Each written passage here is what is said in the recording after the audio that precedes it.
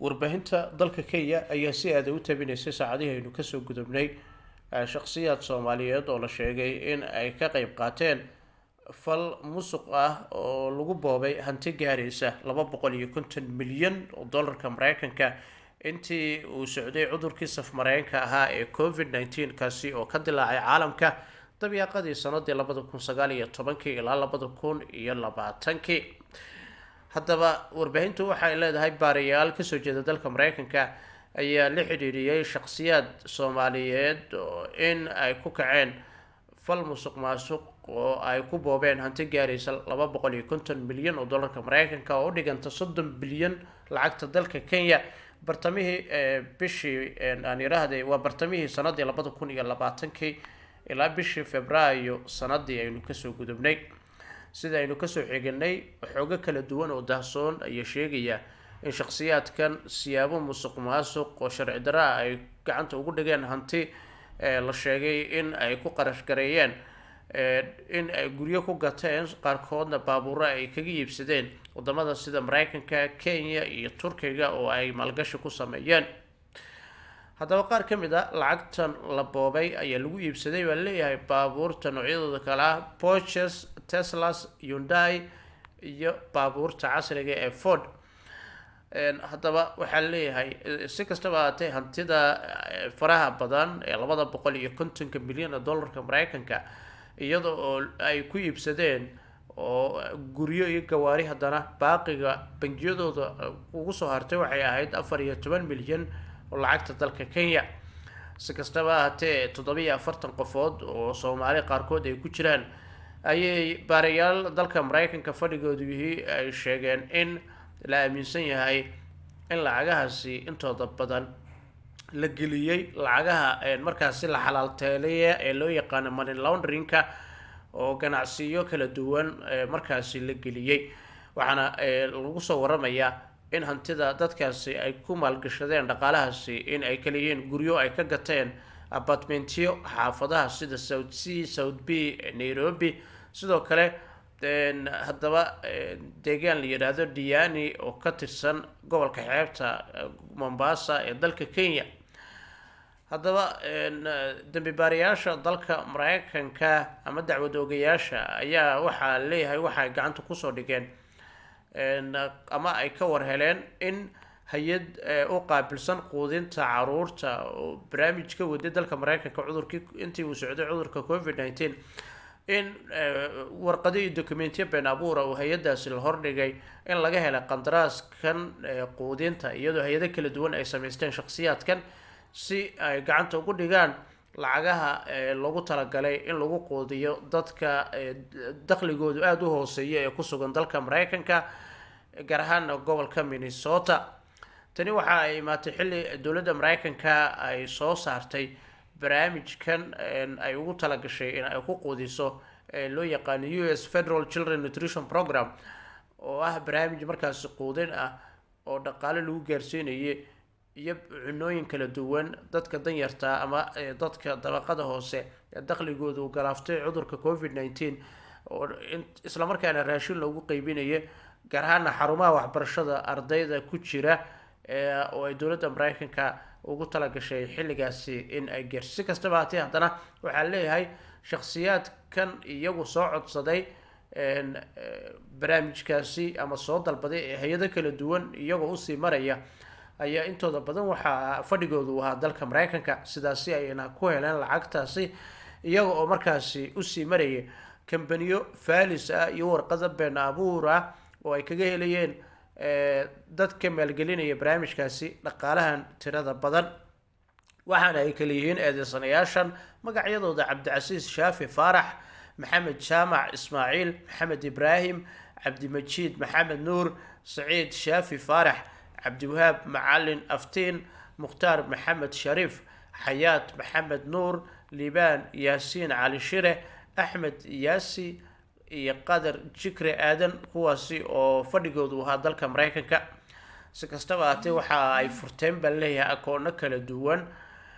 intooda badanna ilaa 30 ayay ka furteen isla hay'adaasi bogag ay ugu talagaleen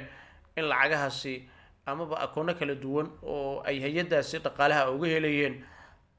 waxaana ay lahaayeen shirkado iyo hay-ado kala duwan oo ay ku dalbadeen in iyaga gacanta loo geliyo lacagta lagu talagalay in barnaamijkaasi quudinta ee xarumaha waxbarashada laga hirgeliyo intii uu socday cudurka covid-19, sidaasina ay ku heleen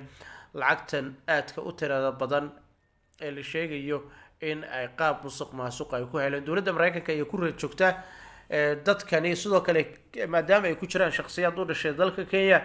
laamaha ammaanka ee dalka Kenya ayaa feejignaan heer sare sameynaya si ay u helaan xogta dadkani la sheegay in ay musuq maasuqeen lacagtaasi. waxaa leeyahay haddaba bilihii May 2021 ilaa February sanadkan 2022 waxaa leeyahay akoonada shirkadahan ay leeyihiin dadkani waxaa lagala baxay 169.9 milyan oo dollarka Mareykanka, kuwaasi oo lacagtaasi oo dalka Kenya iyadoo la jooga lala baxay, iyo sidoo kale magaalo Diani la yiraahdo oo xeebeed ah oo xaafad Diani la yiraahdo oo ka tirsan countiga Kwale ee gobolka xeebta ee dalkaasi dalka Kenya, gaar ahaan magaalada Mombasa. waxaana leeyahay tusaale ahaan 4tii bishii May sanadii 2021 Cabdicasiis Faarax iyo Cabdimajiid Nuur waxa ay lacag u direen baa leeyahay shirkado kale ah, waa shirkado iyagu ku yaala magaalada Nairobi oo dhismayaal ka shaqeeya oo guryo ay ka iibsanayeen 24.28 milyan. sidoo kale isbuuc kadib waxaa leeyahay 11kii bishii May 2021 isla dadkaasi waxa ay sidoo kale ay ku xawileen akoono ay leeyihiin shirkadaha kale Empire Enterprise Capital View Limited loo yaqaano 36.42 milyan,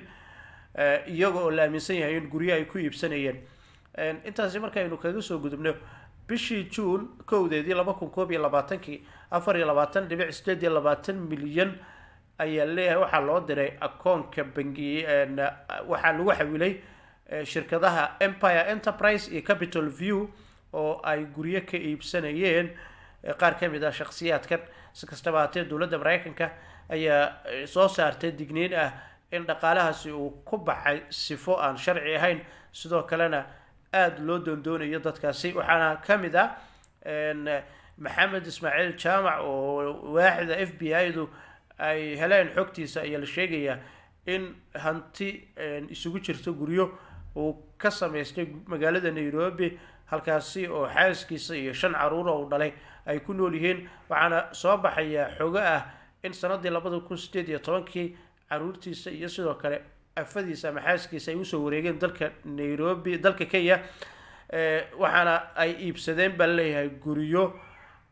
waxaana uu isagu sheegay in uu ku lahaa warshad dharka ka soo saarta magaalada Nairobi, sidaasina uu guryahaasi ku helay. Ismaaciil sidoo kale waxaa leeyahay waxa uu iibsaday guri sanad ka hor iyadoo uu ku iibsaday 18 milyan lacagta dalka Kenya. waxaana Ismaaciil uu u sheegay ciidamada FBI-da dalka Mareykanka in xaaskiisa ay inta badan ku sugnayd dalka Kenya iyo Mareykanka ay u dhaxaysay, hase yeeshee haddana khubaro aad u kala duwan oo xogahan aad u soo saaraya ayaa sheegay inay been ahayd wararka uu bixinaya,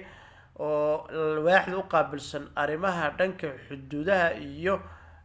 aan yiraahdee difaaca xuduudaha kala duwan ayaa waxay sheegeen in xaaskiisa aysan dalka Kenya dib ugu dalka Mareykanka aysan ku soo noqon